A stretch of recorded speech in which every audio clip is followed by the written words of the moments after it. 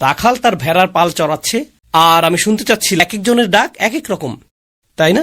আর এমন একটি ভিডিও ছিল যা আজকে দেখলাম, যেখানে ভেড়াগুলো চারপাশে ছড়িয়েছিল, আর জিজ্ঞেস করা হলো এই ভেড়াগুলো কিভাবে ডাকলে আসে। সে বলল সেখানে কিছু পর্যটক এসেছিল, আর একজন পর্যটক বলল ভেড়াগুলো আসেনি। অন্য আরেকজন বলল ভেড়াগুলো আসেনি। তারপর রাখালটি আসলো এবং বলল আর ভেড়াগুলো সব চলে এলো। তারা জানে কার ডাক শুনতে হবে, কিন্তু শব্দগুলো তো একই। এমন না যে তারা ভিন্ন খুতবা দিয়েছিল, এটা তো একই খুতবা ছিল। তাহলে তারা অন্যদের ডাকে আসলো না কেন? কারণ তারা একটি নির্দিষ্ট তরঙ্গে অভ্যস্ত ছিল। তারা জানে এই ব্যক্তিকেই আমাদের অনুসরণ করতে হবে। এখন বিষয়টা হলো, যে ডাকছে, যে রাখালটি ডাকছে, সে নিজেও জানে যে সে অর্থহীন কিছু শব্দ বলছে, তাই না? সে এমন কিছু বলছে যার পেছনে কোনো গভীর অর্থ নেই। সে বলছে না, প্রিয় ভেড়া আমার, আমি তোমায় ভালোবাসি, এখানে এসো, আমি তোমাদের রক্ষা করতে চাই। সে এসবের কোনো কিছুই বলছে না, সে শুধু শব্দ করছে। আর ভেড়ারাও এটা শুনে এমনটা বলে না, ও মাই গড, আমি অনুপ্রাণিত হয়েছি, এখন বুঝতে পারছি কেন তোমার কাছে আসা উচিত। তারা শুধু শব্দটি শুনতে পায় এবং চলে আসে। তারা আসে। তাহলে কেন তারা আসে? কেন ভেড়ারা এই শব্দগুলোর প্রতি সাড়া দেয়? রাখালটি নিজেও জানে সে অর্থহীন শব্দ তৈরি করছে, এবং ভেড়াগুলো শব্দটির ব্যাপারে নির্বিকার, কিন্তু তবুও তারা সাড়া দেয়। এর কারণটি হলো তাদের পালবদ্ধ জীবন। ভেড়া হলো পালবদ্ধ জীব, একাকী তাদের নিজেদের রক্ষা করতে পারে না, তাই তারা একসাথে থাকে। এমনকি মানুষের অনুপস্থিতিতেও তারা নিজেদের ভেতর থেকে একজন নেতা নির্বাচন করে নেয়। রাখালেরা মূলত যা করে, তারা সেই নেতার জায়গাটি নিয়ে নেয় এবং ভেড়াগুলোকে নেতৃত্ব দেয়। আর কিভাবে তারা নেতৃত্ব দেয়? প্রথমে তারা তাদের নিয়মিত খাবার দিতে থাকে, ফলে ভেড়ারা রাখালকে তাদের যোগানদাতা হিসেবে ভাবতে শুরু করে। তারপর রাখালটি সবসময় তাদের কাছ থেকে শিয়াল বা অন্য পশুদের তাড়িয়ে দেয়, এবং ভেড়াগুলো এটা লক্ষ্য করে, আর তারা তাকে যোগানদাতা ও রক্ষাকারী হিসেবে ভাবতে শুরু করে। এরপর রাখালটি তাদের পাহাড় থেকে নামিয়ে পুরো রাস্তা পার করে চারণভূমিতে নিয়ে যায়। সে তাদেরকে ঘাসের কাছে নিয়ে যায়, তারপর সে তাদেরকে আবার বাড়িতে ফিরিয়ে নিয়ে আসে। ফলে তারা তাকে পথ প্রদর্শক মনে করে। আমি আপনাদেরকে 3টি শব্দ বলেছি, যোগানদাতা, রক্ষাকারী এবং পথ প্রদর্শক। যোগানদাতা, রক্ষাকারী এবং পথ প্রদর্শক। যেহেতু ভেড়াগুলো পালের অনুসারী, দুটো ভেড়া যখন এগিয়ে আসে, তখন তৃতীয় এবং চতুর্থটার কি ঘটে? তারাও আসে। তারপর পঞ্চম, তারপর ষষ্ঠ, তারপর সবগুলো চলে আসে। আর যে 2-1টি ভেড়া পিছিয়ে পড়ে, যারা অলস বা একটু ধীরগতি, ঠিক আপনার কাজিনের মতো, রাখাল এসে লাঠি দিয়ে সেগুলোকে কিছুটা আঘাত করে, তারাও চলে আসে। তো এখন তারা জানে, যদি তুমি পেছনে পড়ে থাকো, রাখাল তোমার উপর বিরক্ত হবে, সে তোমাকে আঘাত করবে। তুমি মার খেতে চাও না, অনুসরণ করো। নিরাপত্তাও এরকম, তাই না? ভয়ও রাখালকে অনুসরণ করার একটা কারণ। তাহলে সেই কারণগুলো আবারও জেনে নেওয়া যাক। রাখাল হলো তাদের যোগানদাতা, তাই না? এজন্যই তারা তাকে অনুসরণ করে। আর কি? সে হলো রক্ষাকারী, সে তাদের পথ প্রদর্শক। আর এখন তারা তাকে ভয়ও পায়, তারা তাকে ভয় পায়। আল্লাহ বলেছেন, কাফেরদের উদাহরণ হলো এমন কোন ব্যক্তির উদাহরণের মতো যে অর্থহীন চিৎকার করে, এমন কাউকে ডাকে যে চিৎকার চেঁচামেচি ছাড়া আর কিছুই শুনতে পায় না, কিন্তু তবুও তারা সাড়া দেয়, তাই না? আর আল্লাহ বলছেন যে লোকগুলো তোমাকে তাদের ধর্মের দিকে ডাকছে অথবা তোমাকে আল্লাহর দিন থেকে দূরে সরাচ্ছে, এমনকি তারাও এটা জানে যে তারা যা বলছে তা একদমই অন্তঃসার শূন্য। এমনকি তারাও জানে এটা শুধুই কাকা কাকা কাকা, এটা কেবল এটুকুই তারা জানে। আর আপনি চিন্তা করতে অস্বীকার করে শুধু অনুসরণ করেন, কারণ আপনাকে অনুসরণ করতেই প্রোগ্রাম করা হয়েছে। আপনার আগে অন্যরা অনুসরণ করেছে। আপনি এমন এক ভেড়ার পালে জন্মেছেন যেখানে সবাই এটার অনুসরণ করছিল, তাই আপনাকে এর অনুসরণে প্রতিপালিত, অভ্যস্ত করা হয়েছে। আপনি স্বাভাবিকভাবেই এমনটা করেন, এটা আপনার জন্য স্বাভাবিক প্রতিক্রিয়া। আপনি এটা নিয়ে একটুও ভাবেন না, এটাই আপনার কাছ থেকে প্রত্যাশিত। উদাহরণস্বরূপ, ঘন্টা এবং কুকুরের সেই পর্যবেক্ষণ, প্যাভলভের সেই পর্যবেক্ষণ, এটাও ঠিক সেরকম। আপনি কেবল উদ্দীপকের আবেদনে সাড়া দেন। আপনি নিজেকে রক্ষা করতে চান, আর নিজেকে রক্ষা করার একমাত্র উপায় হলো তাই করা যা অন্য আর সবাই করছে। যদি আপনি এই পালের অংশ হতে চান, তাহলে এটাই একমাত্র নিরাপদ উপায়, এটাই আপনার নিরাপত্তা। আর আপনি যদি এর অনুসরণ না করেন, তাহলে ঘাস পাবেন কোথা থেকে? কে আপনাকে খাবার দেবে? আপনি যদি এর অনুসরণ না করেন, তাহলে আপনার জীবনযাত্রা স্বাভাবিক থাকবে না, যেখানে আপনি নিরাপদ বোধ করবেন। আর আপনি তাদেরকে রাগাতে চান না। তারাই তো সেই মানুষ যারা আপনার তত্ত্বাবধান করে, তাদেরকে রাগানো যাবে না। এই সবই হলো কারণ যার জন্য কেউ ভাবতে পারে আল্লাহর দিকে আমার ফেরা উচিত না, ইসলামের দিকে আমার ফেরা উচিত না, কারণ আমি যদি ইসলামের দিকে আসি, আমার রাখাল বিরক্ত হবে। আর চিন্তাহীনভাবে অনুসরণকারী বাকি সব ভেড়া তখন বলবে, তুমি কি পাগল? আমাদের সাথে আসছো না কেন? সে আমাদের ডাকছে। তখন সবাই আমার দিকে অদ্ভুত দৃষ্টিতে তাকাবে, আমি তখন একা হয়ে যাব। মানুষও কিন্তু এক প্রকার পালবদ্ধ প্রাণী। যদি আমাদের মধ্যে রূহ না থাকে, রূহের শক্তি না থাকে, সেক্ষেত্রে আমরাও পালবদ্ধ পশুর মতোই। 1765 সালে আমার কলেজ জীবনের সবচেয়ে বিস্ময়কর সামাজিক মনোবিজ্ঞানের একটি পর্যবেক্ষণ ছিল, যা ছিল ঐক্যমতের উপর সামাজিক মনোবিজ্ঞানের পরীক্ষা। এটাকে বলে ঐক্যমত্য। একটি শ্রেণীকক্ষে 500 জন ছাত্র। তারা হিসাব বিজ্ঞানের ছাত্র, তাই তারা জানে কিভাবে ক্যালকুলেটর ছাড়াই গণিত করতে হয়। শিক্ষক ভিতরে এলেন এবং সবাইকে একই প্রশ্ন দিলেন। তিনি প্রশ্নটি বোর্ডের উপর লিখে দিলেন, এই সমস্যাটি সমাধান করো। 363 গুণ 214, আমাকে উত্তরটা বলো। তো এটাই তিনি বোর্ডে লিখে দিলেন। সেখানে প্রায় 500 ছাত্র ছিল, আর তারা সবাই কাগজে গণনা এবং লেখা শুরু করলো। এটা একটা গুণ অঙ্ক, তেমন জটিল কোনো সমস্যা নয়, তাই না? এটা করতে 20 সেকেন্ড সময় লাগে। তো তারা সমস্যাটি সমাধান করলো। তিনি জিজ্ঞেস করলেন প্রথম জনকে, দ্বিতীয় জনকে, তৃতীয় জনকে। সবাই উত্তরটা বলতে শুরু করলো। তারা সবাই একই উত্তর বলতে শুরু করলো। কিন্তু তারা আপনাকে যা বলেনি তা হলো, সেই ক্লাসে এমন 1 বা 2 জন ছাত্র ছিল যারা এটা জানতো না যে বাকি অন্য 499 জনকে একই ভুল জবাব দিতে আগে থেকেই বলে দেওয়া হয়েছিল। তাই শুধু একজনই জানে না যে বাকি সবাইকে ভুল উত্তরটি বলার জন্য আগে থেকেই ঠিক করা হয়েছে। তো জিজ্ঞেস করা হলো প্রথম ছাত্র, দ্বিতীয় ছাত্র, তৃতীয় ছাত্রের কাছে। আর যে ছাত্রটি জানতো না তার অবস্থা, আমি কি হিসেব ভুল করেছি? তো সে হিসেবটা নতুন করে করতে শুরু করলো। সে তা আবার করলো, আবারও করলো, আর প্রতিবারই সে একই উত্তর পাচ্ছিল। কিন্তু তারা যে উত্তর দিচ্ছে তার সাথে এটা মিলছে না। ওহ, এটা তো অবিশ্বাস্য। আর শিক্ষকও এই কোণা থেকে একজনকে, ওই কোণা থেকে একজনকে, একে ওকে বাছাই করছেন যারা একে অপরকে চেনে না। তাই এই ছেলেটি আরো বেশি ভাবছে, কি হচ্ছে এসব? সবারটা মিলছে, আমি একমাত্র ব্যতিক্রম। তো অবশেষে 10-15 জনের পর শিক্ষক সেই ছেলেটিকে জিজ্ঞেস করলেন যাকে পরীক্ষা করা হচ্ছে, তোমার উত্তর কি? জানেন সে কি বলেছে? 98 থেকে 99 ভাগ সময় আপনি জানেন সে কি বলে? সেই একই উত্তর যা বাকি সবাই বলেছে। যখন সে উত্তরটি দিল, পরীক্ষাটা সেখানেই শেষ। আলাদা করে শিক্ষক তাকে জিজ্ঞেস করলেন, কেন তুমি ভুল উত্তরটা দিয়েছিলে? উত্তর আসে মাত্র 2টো। একটি উত্তর হলো, বাকি সবার মতামত অনুযায়ী এটা ছিল ভুল, তাহলে আমি কিভাবে একমাত্র সঠিক ব্যক্তি হতে পারি? যদি এত বেশি লোক এটা অনুসরণ করে তবে এটা কি সঠিক হতে হবে? যদি সবগুলো ঘোড়া পাহাড়ের চূড়া থেকে নিচে ঝাঁপ দেয়, তাহলে আমাকেও সেই পাহাড় থেকে ঝাঁপ দিতে হবে। সবাই কিভাবে ভুল হতে পারে? আপনি কি আপনার জীবনে কখনো এর কোনো বাস্তব রূপ দেখেছেন? ও তাই নাকি? বাকি সবাই ভুল, তুমি একমাত্র ব্যক্তি যে কিনা সঠিক। তোমার কাজিন এটা করেছে, তোমার চাচা এটা করেছে, সে এটা করেছে, ও ওটা করেছে। ও, তারা সবাই জাহান্নামে যাবে, আর একমাত্র তুমিই বুঝি জান্নাতে যাবে। কেউ একজন একটি রেস্তোরাঁ দিল, বিক্রি খুব একটা ভালো হচ্ছে না, তাই সে একটি বারও চালু করলো, হালাল রেস্তোরাঁর সাথে বার।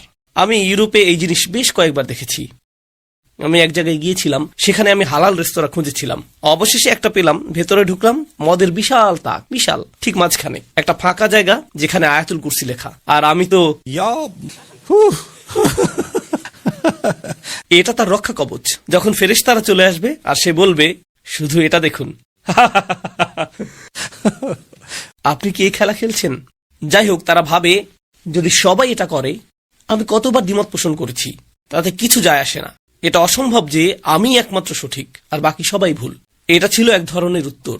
আরেক ধরনের উত্তর ছিল আরো বেশি মজার। জানেন সে উত্তরটা কি? তারা বলেছিল, আমি জানতাম আমি সঠিক ছিলাম, আমি এটা জানতাম, আমি জানতাম সবাই ছিল ভুল। কিন্তু সমস্যা হলো, যদি আমি সঠিক উত্তরটা বলতাম তাহলে সবাই আমার দিকে অদ্ভুতভাবে তাকাতো। আমি চাইনি যে সবাই আমার দিকে তাকাক। আমি সবার মতো থাকতে পছন্দ করি। এক ধরনের পশুপালের মানসিকতা হলো পালই সবসময় সঠিক। আরেক ধরনের পশুপালের মানসিকতা হলো, পাল যদি ভুল পথেও থাকে, পালের সাথেই থাকো, পালের সাথেই থাকো। এটাই হলো পাল মানসিকতা। কাফেরদের উদাহরণ হলো এই 2 প্রকারের পাল মানসিকতার অনুরূপ। তারা শোনে অর্থহীন ডাক, তাদের সারাও হয় অর্থহীন। নিজের মস্তিষ্ক ব্যবহারে অক্ষম, তোমার হয়ে অন্য কেউ চিন্তা করে দিবে। এই 2 ক্ষেত্রেই অন্য কেউ তাদের জন্য চিন্তা করে দিয়েছে। বাকি 499 জন ছাত্র তোমার জন্য চিন্তা করে দিয়েছে। তুমি তোমার মস্তিষ্ক বন্ধ রাখতে পারো, আর এমনকি তোমার মস্তিষ্ক কাজ করলেও সেটা বন্ধ করে শুধু তাদের অনুসরণ করে যাও। ধারণাটি এটাই, সুম্মুন বুকমুন অমিউন। একবার এই ধারণাটা বুঝতে পারলে তখন বিষয়টা স্পষ্ট হবে। পুরনো একটা উদাহরণ দিচ্ছি। এখানে গাড়ি পছন্দ করে এমন কতজন আছে? জানেন গাড়ি কোম্পানিগুলো কোন জিনিসটা ভালো করতে পারে? আপনার কাছে নতুন মডেলটা বিক্রি করা, আর আপনার মডেলটা নিয়ে আপনার মনে আফসোস সৃষ্টি করা। আপনি যদি 2018 সালের কোনো মডেল কিনে থাকেন, তারপর যখন 2020 বা 2019-এর মডেল আসে, তারা এভাবে থাকা হেডলাইটগুলো নিয়ে সেগুলোকে 1 ইঞ্চি পাশে সরিয়ে দেয়। আর হঠাৎ করেই সবাই বলতে থাকে, আরে নতুন হেডলাইটটা দেখেছো? আর যে গ্রিলটা আগের মডেলে এমন ছিল সেটা এখন এরকম হয়ে গিয়েছে। তো ইঞ্জিনিয়ারদের জন্য এটা ছিল শুধু প্লাস্টিকের স্থান পরিবর্তন, শুধু এটুকুই। এর ইঞ্জিনিয়ারিং একই, ইঞ্জিনটাও একই, হর্স পাওয়ারও একই, এর মেকানিক্সও একই, এর পারফরমেন্সও একই, এর স্থায়িত্বও একই, হয়তো বা আরো খারাপ। কি বদলেছে? আকৃতিগত সূক্ষ্ম কিছু বিষয়, যাতে এই অনুভূতি দেয়া যায় যে এটা নতুন। কেন এটা কিনছেন? কারণ এটা নতুন মডেল, আমাকে এটা কিনতেই হবে। নতুন আইফোন বাজারে আসে, হজের আবেদনের যে লাইন তার চেয়েও এর লাইন অনেক দীর্ঘ হয়ে থাকে, তাই না? আপনার এটা কিনতেই হবে, এটা বাজারে এসেছে আর আমার কাছে নেই। এটাই চিন্তার অভাব। বধির, তারা বোবা, তারা অন্ধ, তারা আর ফিরে আসবে না। মনে আছে তারা ফিরে আসবে না? এখন তিনি বলছেন তারা চিন্তা করে না, তারা বুঝে না। এখানে ফিরে আসা হতে পারে আপনার মূল সত্তায় ফিরে আসা। একভাবে আপনি এভাবে ভাবতে পারেন যে আল্লাহ আমাদের একটি রূহ দিয়েছেন, আল্লাহ আমাদের ভেতর তাৎপর্যপূর্ণ কিছু দিয়েছেন, আল্লাহ সম্পর্কে জ্ঞান, ফিতরা, আর আপনি সেই ফিতরাতে ফিরে আসবেন। কিন্তু যদি আপনি মরুভূমিতে অনেক দূরে চলে যান এবং অন্ধকার ছেয়ে যায়, আপনি আলো প্রজ্বলনকারীকে অনুসরণ করেননি, তাহলে আপনার ফিরে আসার কোনো উপায় নেই। এখন আল্লাহ আমাদেরকে পরবর্তী দৃষ্টিভঙ্গিটি প্রদান করছেন, সুম্মুম বুকমুন উমিউন, আবারও একই শব্দ। আপনার ফিরে না আসার কারণ হলো কারণ আপনি চান না, আপনি আর চিন্তা করেন না। فهم لا يعقلون। তারা তাদের বুদ্ধি ব্যবহার করে না, তারা তাদের চিন্তাকে ব্যবহার করে না। আমি আপনাদের সাথে এটা শুধু অন্য ধর্মের সমালোচনা হিসেবে শেয়ার করছি না। সত্যি বলতে যা আমাকে আতঙ্কিত করে তোলে তা হলো অন্যদের তুলনায় এখন আমরা তেমন আলাদা নই। আমাদের মধ্যে অনেকেই মুসলিমরা আমরা চিন্তাশীল মুসলিম নই। আমরা কোরআন নিয়ে ভাবতে চাই না। প্রকৃতপক্ষে আজও পৃথিবীতে অনেক সংস্কৃতি রয়েছে যেখানে মুসলিম তরুণদের বলা হয়, কোরআন পড়ো না, এটা বিশেষজ্ঞদের জন্য, এটা তোমার জন্য নয়। তুমি এটা তিলাওয়াত করতে চাও, ভালো। কিছু অংশ মুখস্থ করতে চাও, চমৎকার। তোমার তাজবিদ ঠিক করতে চাও, অসাধারণ, এটা শুনতে দারুণ লাগে। কোরআন নিয়ে চিন্তা করা, ওটা তোমার জন্য নয়। তোমাকে আগে ডিগ্রি অর্জন করতে হবে, তোমাকে একটি ডিগ্রি অর্জন করতে হবে, তারপর তুমি কোরআন নিয়ে ভাবতে পারবে। কোরআন নিয়ে প্রশ্ন করা, ওটা তোমার জন্য নয়, ওটা আলেমদের জন্য। আলেমদের কাজ হলো তাদের সাধ্যমতো আল্লাহর কিতাব শিখা ও বোঝার জন্য সময় ব্যয় করা, যাতে আপনি যখন আল্লাহর কিতাব নিয়ে চিন্তা করেন এবং কোনো প্রশ্ন তৈরি হয়, আপনার যাওয়ার মতো কেউ থাকে। বিষয়টা এমন না যে আপনি চিন্তা করা বন্ধ করে দেবেন, তারাই সব চিন্তা করবে, আপনাকে কোনো চিন্তা করতে হবে না। তা ছিল আমাদের পূর্ববর্তী ধর্মসমূহ। এগুলোই ছিল সেই ধর্ম যেখানে রাখাল ও মেষের সম্পর্কটা বর্তমান ছিল, এবং এটা এত চমৎকার যে এই ধর্মে আল্লাহ রাখাল ও মেষের উদাহরণ দিয়েছেন। সাধারণত অন্য ধর্মের ক্ষেত্রে রাখাল হলো ধর্মীয় নেতার প্রতিচ্ছবি, রাখাল ও তার পাল। যিশু ছিলেন একজন রাখাল, তাই না? অন্যান্য ধর্মের ক্ষেত্রে এবং এমনকি অন্য ধর্মগ্রন্থগুলোতেও যখন আপনি বলেন আপনার হৃদয় পাথর, তখন সেটাকে খারাপ কিছু মনে করা হয়। আর উভয় ক্ষেত্রে আল্লাহ কি করলেন? আল্লাহ দেখতে খারাপ কিছুকে নিয়ে ভালো কিছুতে পরিণত করেছেন। হৃদয়কে পাথরের সাথে তুলনা করা হয়েছে, আর পাথর বিস্ফোরিত হয় যেমনিভাবে ইমানের প্রভাবে হৃদয় বিস্ফোরিত হয়। তাই পাথর গুরুত্বপূর্ণ হয়ে উঠল। আপনি আশা করেননি যে পাথর থেকে ভালো কিছু আসবে, আর আল্লাহ পাথরের উদাহরণ নিয়ে সেটাকে ভালো কিছুতে পরিণত করেছেন। একইভাবে রাখাল এবং মেষ সম্পর্কে আপনি ভাবতেন, ও এখানে নবীগণ এবং অনুসারীদের সম্পর্কে বলা হয়েছে। এটা তা নয়, এটা আসলে বৃহত্তর সমাজের ক্ষেত্রে প্রযোজ্য। প্রকৃতপক্ষে এই লোকেরা যখন এইভাবে ডাকে, এই আয়াতের গৌণ একটি ব্যাখ্যা ছিল, কেউ ডাকছে, পশুর মতো ডাক দিচ্ছে, এবং সে অর্থহীন শব্দ ছাড়া আর কিছুই শুনতে পায় না, কেউ তার কথা শুনছে না।